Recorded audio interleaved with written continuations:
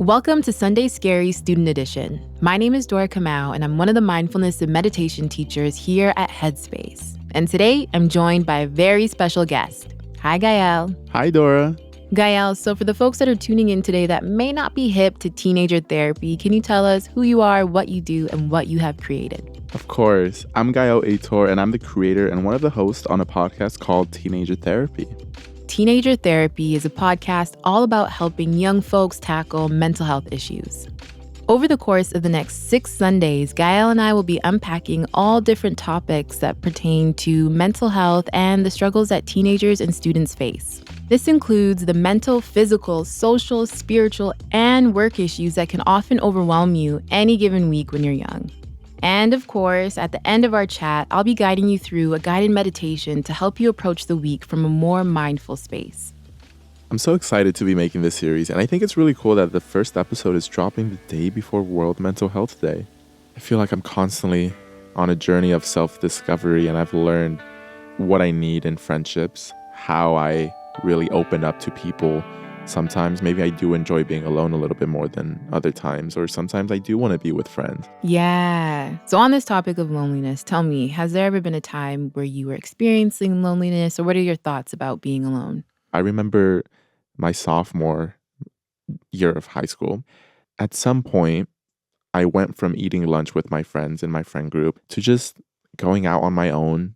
I would go to my Japanese teacher's classroom because she would always open it for lunch. And I would just sit there and I would bring my peanut butter sandwich and I would just watch The Office on my computer. Sometimes I wouldn't even watch anything. I would just sit there in the hallway inside the classroom and just get to be by myself in my own presence. Yeah, I feel you. So do you find as a teenager that wanting to be alone can be like frowned upon, or people will pressure you to be in groups, or do you feel the pressure to have to be with other people? I think there's definitely pressure. Yeah. You know, I remember actually there was this one time where there was a school dance. Yeah. And I went to the dance and my friends were there. And this is so nerdy, but I took a book with me. Yeah. Not the book. What book was it? Oh my God. It was like some like self-help book. It was just so funny. And I remember going to this dance and sitting down and, talking to my friends for a little bit. And then everyone starts dancing and they kind of all go away. I just stayed on my table reading my book. And I was at peace. I mean, I was enjoying myself. This was a perfect night. Yeah. But people kept coming up to me and asking me, like, are you okay? A teacher was like, are you okay? Yeah. Like, what is going on? And I'm like, I'm fine. Yeah. I'm okay. Yeah. I have so many thoughts in my mind. And one thing that I wanted to hit on is like finding the healthy balance between like being alone and also being like extremely lonely.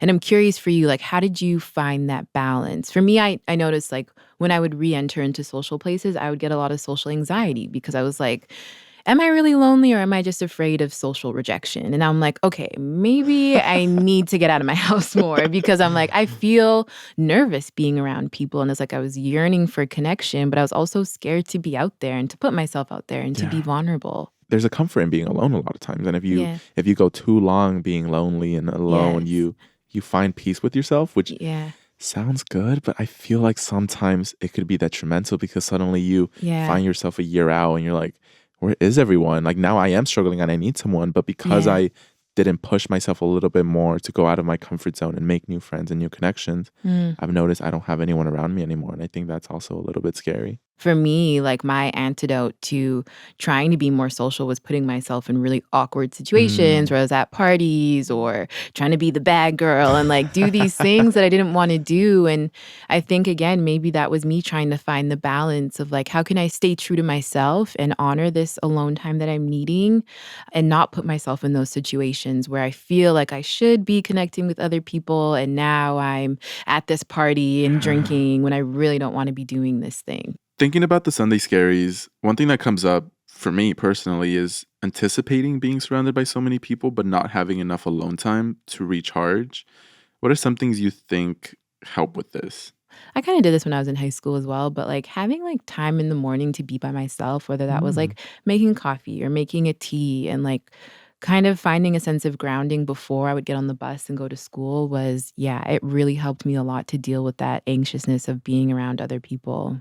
Yeah, I have something similar. I mean, I would walk to school, my 15-minute commute to school, and then I get there, and Yeah. then I know I'm gonna open that classroom, and then suddenly people are popping up. So I'm just like, okay, just taking time to kind of let out a big sigh. Like, okay, I'm good now. I got I'm ready. this. Yeah. And then Yeah. go through all your classes. Yeah, and I think even just, like, seeing maybe your really extroverted friend that is wanting that alone time, for me, I think about compassion and being able to see someone else struggling. It's like, okay, like, there's this shared sense of, like, human condition, like, you're struggling, I'm struggling, Hmm. and I feel for you, and that can also be a sense of connection as well, where it's like, we don't even have to talk, but I see you, you Yeah. see me, and there's, like, this understanding of, like, sometimes this is just what we need. So, what do you think about the positives of taking time to actually recharge your social battery? Yeah, I've definitely learned about my threshold of being around other people. And I found that when I was with a lot of people for a very long time, I would get angry, resentful, I'd be reactive.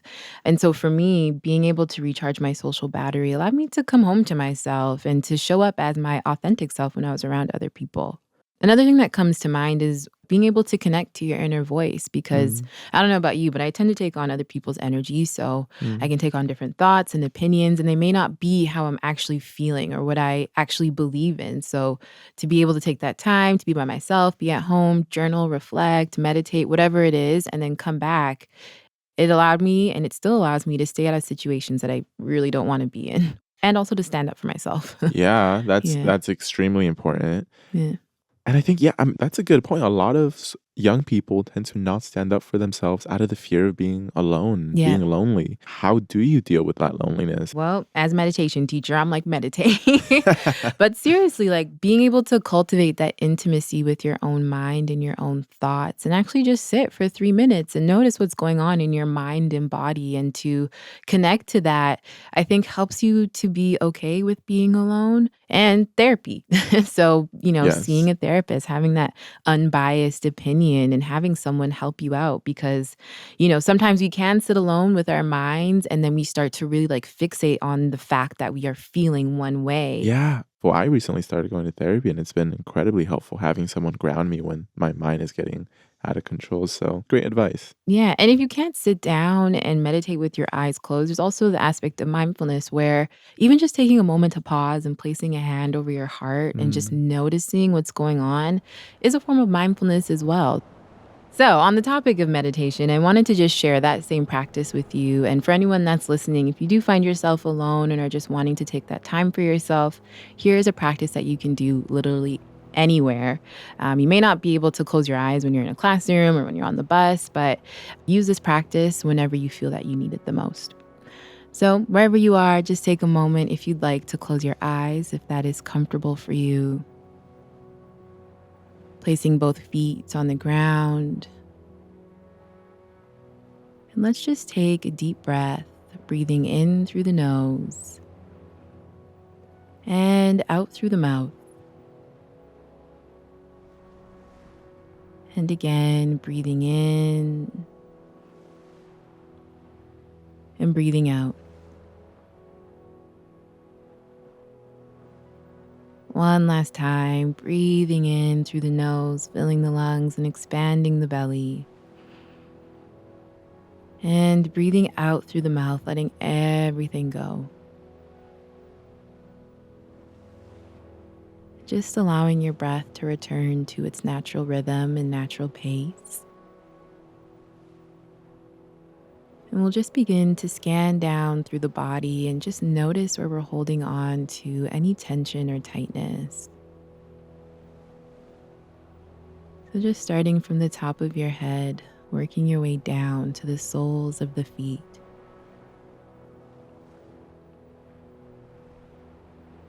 Just kindly and curiously observing where you're holding on.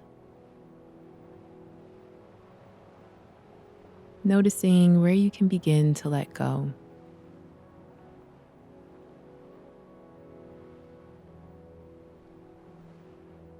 It's okay if the mind is wandering or getting distracted. Just gently guiding the mind back to the body, back to the breath.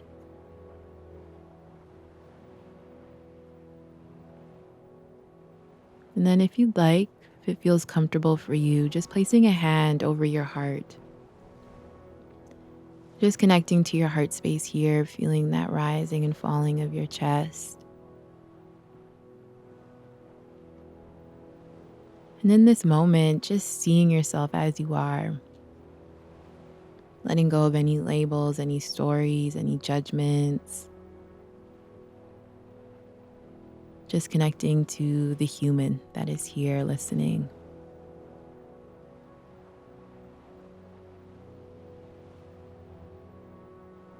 And then we're just going to repeat a few phrases of compassion and kindness. You can say them out loud or silently to yourself. Repeating after me. May I feel seen. May I feel accepted. And may I feel connected.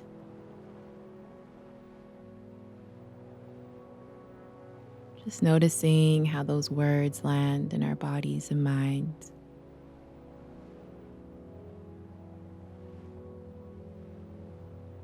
Now, just bringing to mind the folks that are tuning in, listening to this show, that may also be experiencing a sense of loneliness.